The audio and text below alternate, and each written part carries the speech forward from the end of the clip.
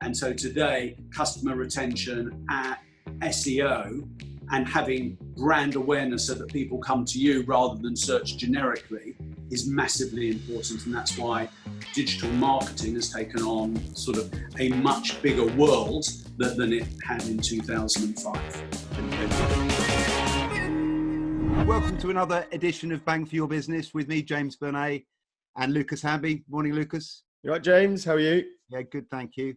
Today we're talking to Richard Segal, chairman of Racing Post, Direct Ferries and Peach, and also former CEO of Odeon Cinema Group.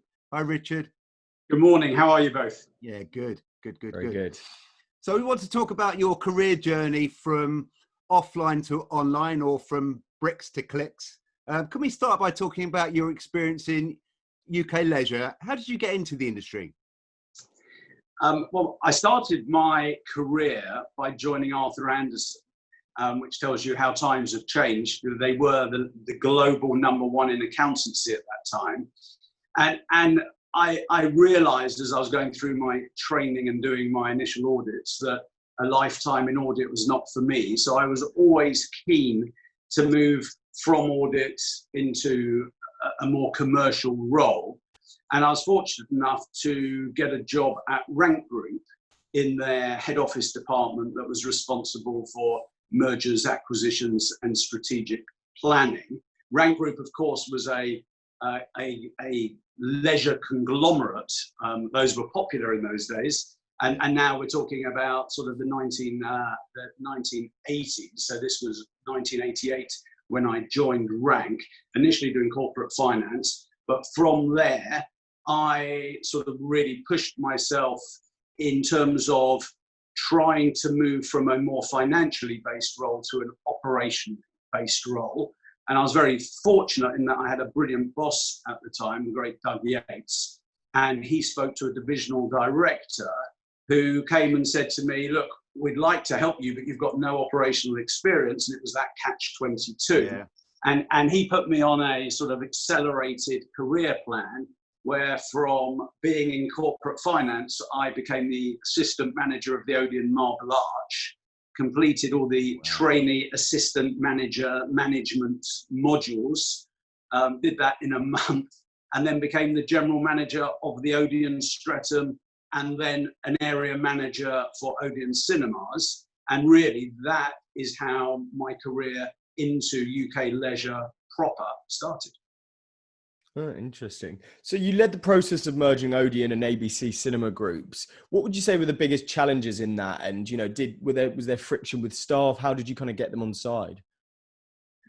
Yeah, you're talking about two competitors coming together. So clearly, you've had people who were used to competing with each other, who were now part of one roof. Unfortunately, when you bring two businesses together, you're going to create synergies. You don't need two head offices anymore. And as a result of that, the first challenge was bringing the two centres together. You only need one head of purchasing, you only need one head of marketing, you only need one head of finance. And what we did is pretty rapidly go through that process and determine who was the right fit for the right role. Obviously, the cinemas are individual business units in their own right, so they weren't impacted that much. But then you're into rolling out rebranding programs, rolling out technology. So you've got all those sort of functional elements, but culturally, the two businesses were very, very different. ABC, in my opinion, was a much older, more established culture of exhibitor. So a manager was really a key holder who'd come and open up, put the films on, and lock up and cash up at the end of the day. At Odeon, we spent a lot of time trying to develop proper business managers, retailers of leisure, where managers were told that they could influence the performance of their own unit by better training, by better marketing, by better retailing.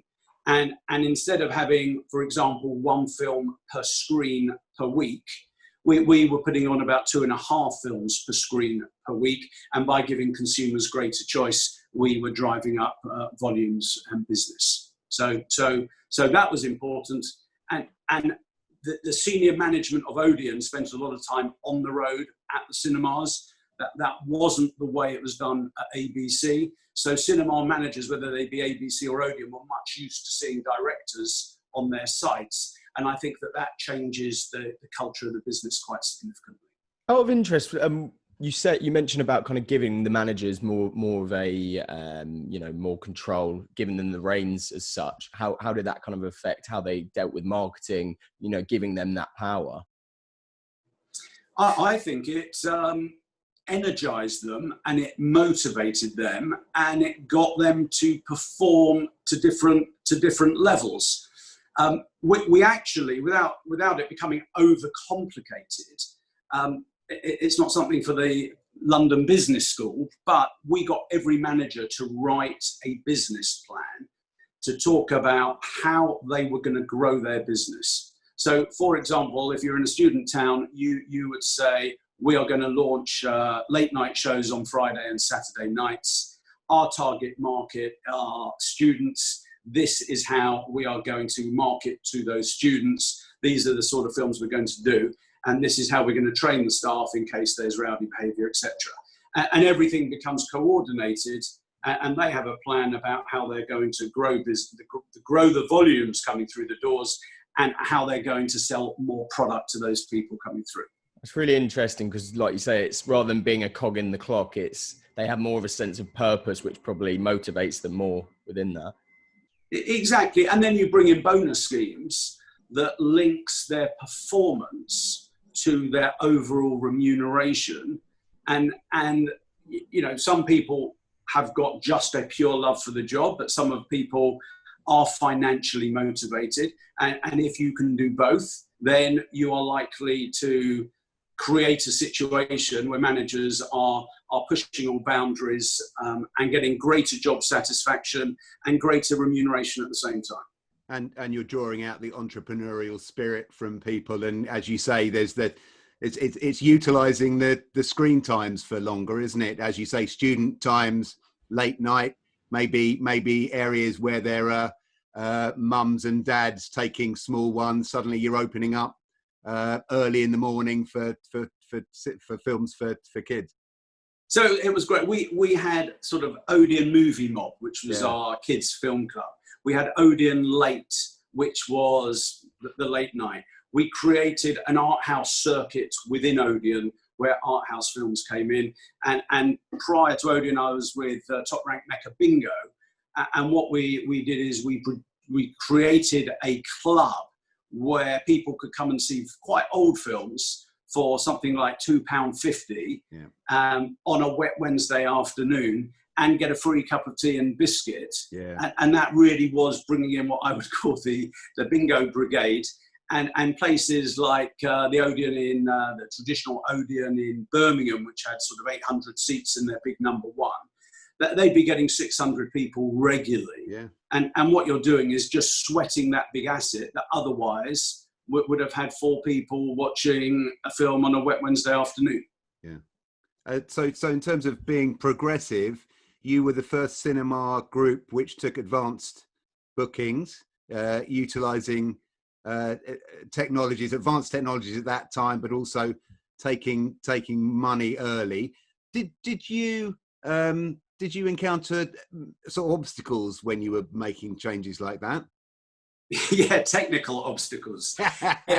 We launched the Odeon website to the film minister, and ahead of that launch, we were having all sorts of issues getting the technology ready. So on the day of launch, we had a backup plan that if it didn't work, we pressed a button and a ticket just came out.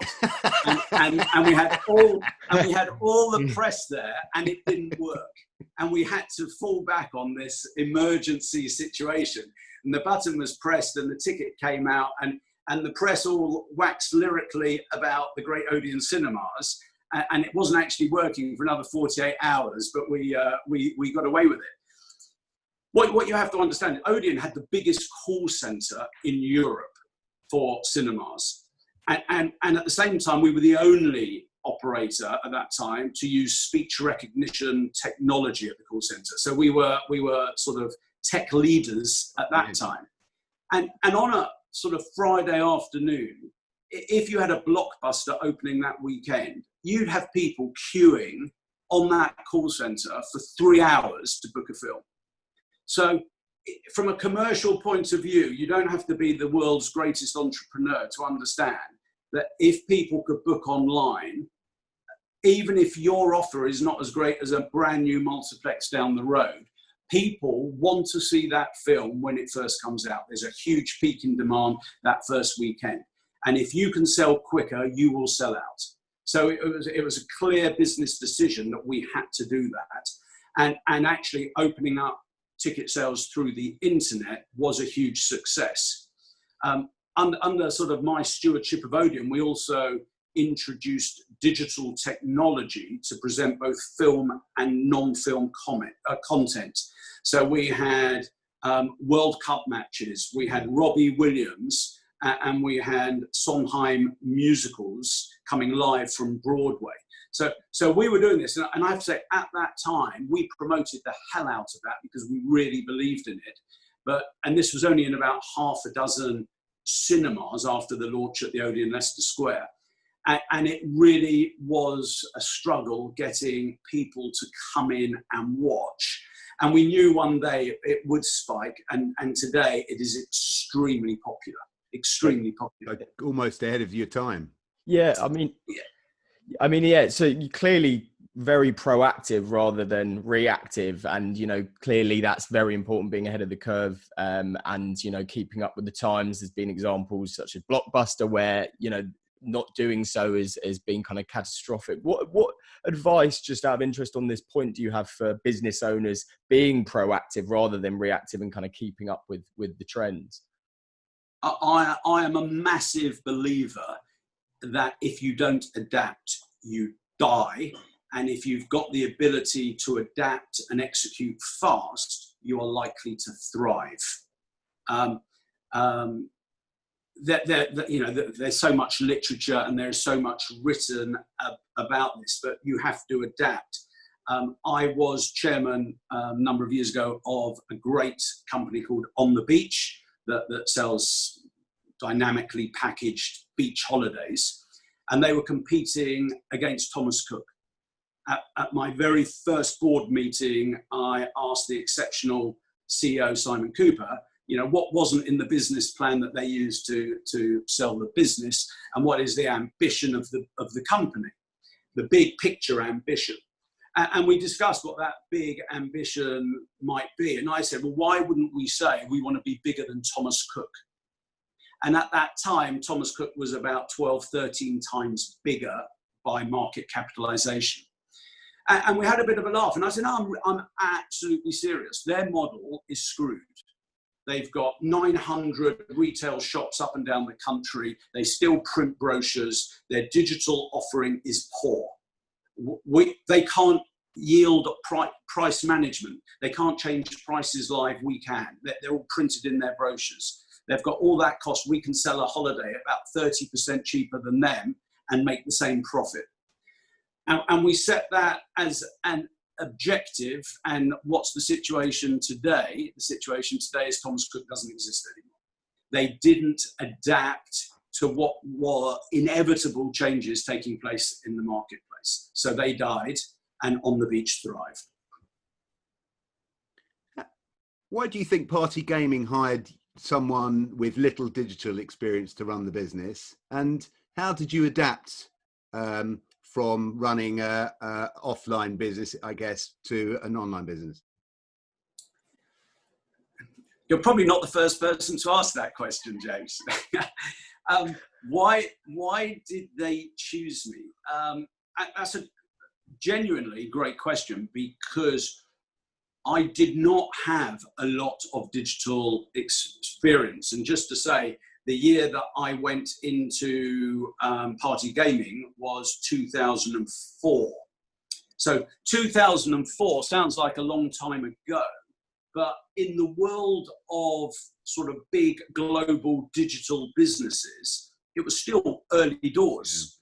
Yeah. Facebook launched 2004, YouTube 2005. So I was at Party Gaming before YouTube, before Spotify in 2006, Twitter 2006, Airbnb 2008.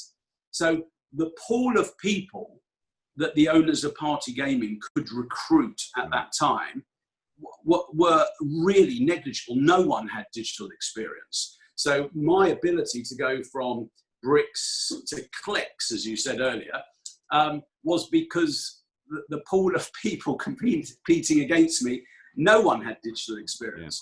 Yeah. So they went for someone. I'd been in the bingo business, so I had worked in an environment where I was heavily regulated by the Gaming Board of Great Britain, etc. I had been through because of being with Rank, some gaming license applications, both in the UK and the US. So they knew from that point of view, I understood regulation and regulated businesses. They saw what I had done at Odeon with respect to using technology to drive the business forward.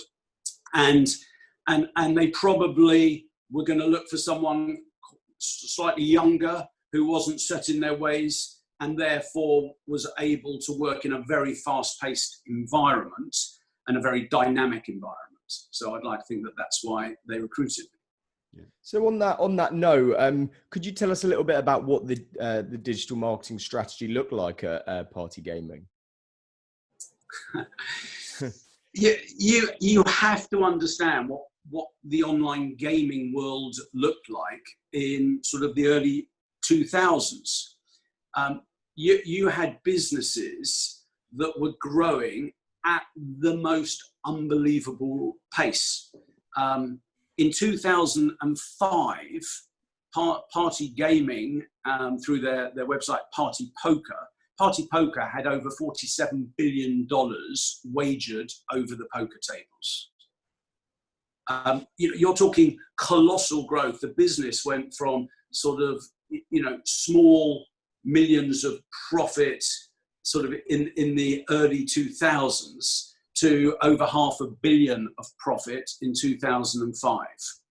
So it was a business where it was constantly expanding into new territories, expanding through product expansion, and bandwidth was constantly a problem.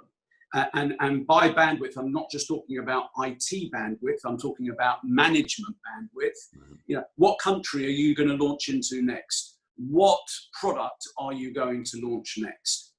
We just, as a temporary measure, we launched a product in 2005 that when people were playing poker, we just allowed them to play blackjack on the side while they were waiting for everyone around the table to play their cards.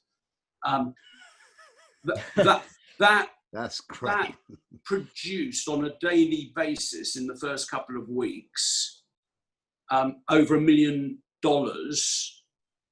of revenues to Party Gaming. Wow. Huge numbers. Put that over a year, massive.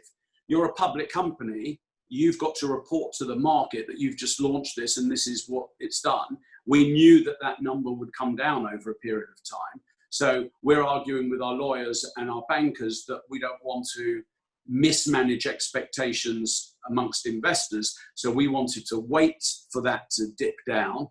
And we had to wait no more than about a week because there was so much money involved that we had to get that communicated to investors.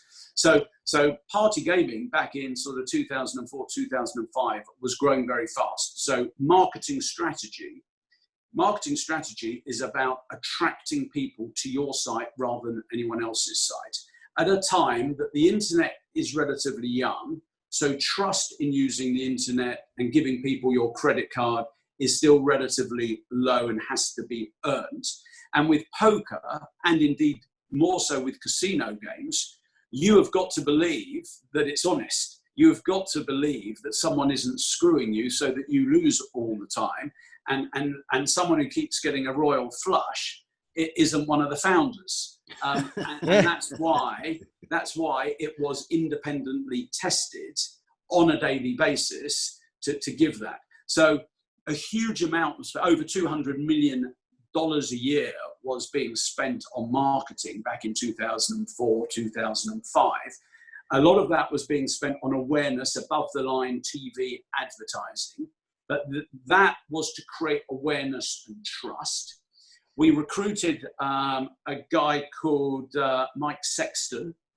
Mike Sexton was sort of the Gary Lineker equivalent of poker. He won the World Poker Tour, and then he became the host on the World Poker Tour when that was televised, and then he became the host of Party Poker. Right. So he was on all our ads, he was on the website, and people just connected everything with Mike Sexton. And if it's good enough for Mike, it's good enough for anyone. And what we did is then use Google search, PPC, spending the money so that we are the number one. When people search for poker, they would see Party Poker before they saw any of our competitors. With poker in particular, player liquidity is important. You need enough people to play against. It's a big advantage, the bigger pool you have. And Party Poker had that biggest pool of people, so was able to capitalize on that. And then it's about retention. And Party Poker invested in a very sophisticated customer relationship marketing tool where every single player was segmented into one of 12 segments. And constantly we were trying to make sure that no one dropped back. And if we could move people from segment 1 to 2 and 2 to 3 and 3 to 4. So that is what we focused on, acquisition and retention. It's clearly, you're very good at embracing that change. For instance, very early on with the Google AdWords, clearly at a time where it's a lot cheaper cost per click than it is now. A lot of some companies that adopted it in those early stages have kind of massively thrived from it, such as Amazon. And then as well, as you said about influencer marketing, these were all kind of, really adopting those early stages of kind of marketing strategy. So that's really, really interesting. It's very different. Sorry, James. No, sorry. It was such early days. So, we were launching into territories that had no online gaming. So everything that we were doing was land grab. And if we weren't there first, someone else would get there before us. And first mover, or in that situation, had a huge advantage. And we were generating so much cash because this is a asset-light business. So we were generating so much cash. We had the cash to invest. The question was, did we have the people who could invest it quickly enough? How many countries can you launch in at exactly the same time? For a company that when I joined, there was only about 50 or so employees. It was 2,000 2 years later. So whilst the head office was based in Gibraltar, and that's where sort of the head office functions and the marketing team in the main were, it was India, which was the engine room. It was India doing all the software development. It was India doing all the transaction processing. It was India doing all the customer interaction. So we were taking buildings in India. We were fitting them out on 5-6 floors with all the desk stations. And ultimately, we were fitting them up floor at a time and then looking for another building. So it was a massive management task to keep growing at the size that the business was growing. I mean, great problem to have, but every single person had to be on top of their game all the time. I was gonna make a couple of points. The first one was you've obviously spent a lot of time on reassuring people. And the second one, my old boss, Felix Dennis, talked about Maxim magazine and describing it as the first beer truck in the desert, as what you were talking about. If you're first, that carries a huge amount of power, doesn't it? It certainly did. And in those days, you compare marketing then to marketing now, particularly digital marketing. I sort of refer to the PPC. PPC is the amount you're bidding to get high up on the Google search. So when someone searches baked beans, Heinz is number one. That's based on a bidding mechanism. In the days where you started in online gaming, the amount you had to pay relative to today was negligible. And the number of people competing against you was far smaller as well. So if you put in £1 into Google, your return on that was probably about £1.80. You just couldn't put in the coins quick enough.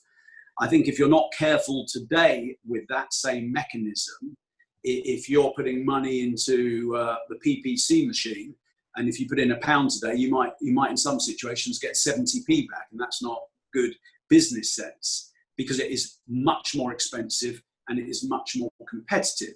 And the way you get around that today is by using other mechanisms. You have to drive traffic to, if your site is Direct Ferries, which is a business I chair, which is a ferry aggregator, we want people there to search for Direct Ferries or come to the Direct Ferries app, because the cost of doing that is a small fraction of someone searching for ferry Dover-Calais and us having to bid against everyone else for ferry Dover-Calais words. Sorry to get a bit specific, but it's very, very competitive. And so today, customer retention at SEO and having brand awareness so that people come to you rather than search generically is massively important. And that's why digital marketing has taken on sort of a much bigger world than it had in 2005. And so those challenges present themselves, and as you said earlier on, you have to adapt and you have to work with what the market is and how it is, and you, as you say, you do new things, and you make sure that you're getting people to search directly as opposed to shall I say that again, or is it? No, it's fine. Just sorry, your screen went off for a moment. That's someone called me, I'm afraid. So sorry. No, that's fine. So so it's adapting and making sure that you're getting those direct searches as opposed to generic ones. Can you tell us about how Peach is changing the way advertising is distributed and how that works with social media channels? Yeah, so Peach is a ad tech business. It transfers workflows sort of anywhere, any place, any time. So if you're a production house, a media buying agency, and you want to get an advert to ITV and Sky and Channel 4, the right format, the right version, to the right place at the right time, that's what Peach does. It takes it down that final mile. The business traditionally and historically has been in the linear world, which is the world of TV broadcast, and that is here to stay.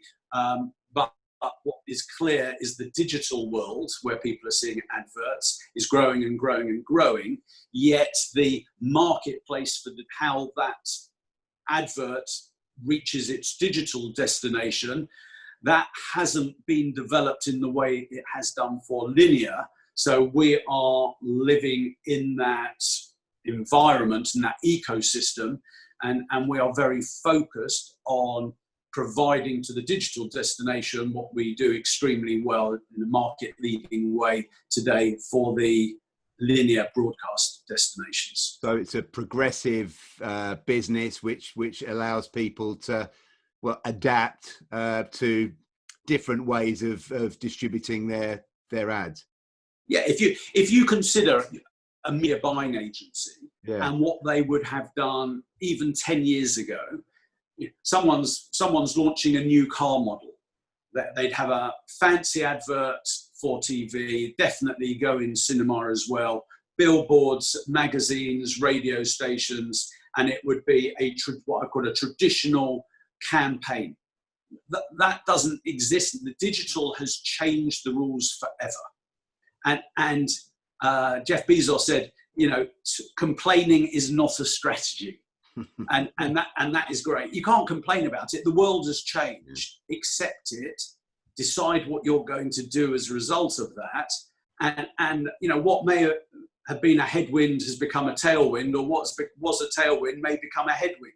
You've just got to work out what's right for your business and then execute hard. So you and I have used the word adaptability a lot.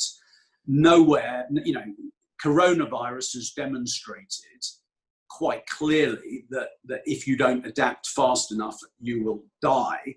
But for those businesses who are making the transition from print to digital, whether it be media companies or anyone else, retail shops to online, that transition because of coronavirus has just accelerated very significantly and very sharply.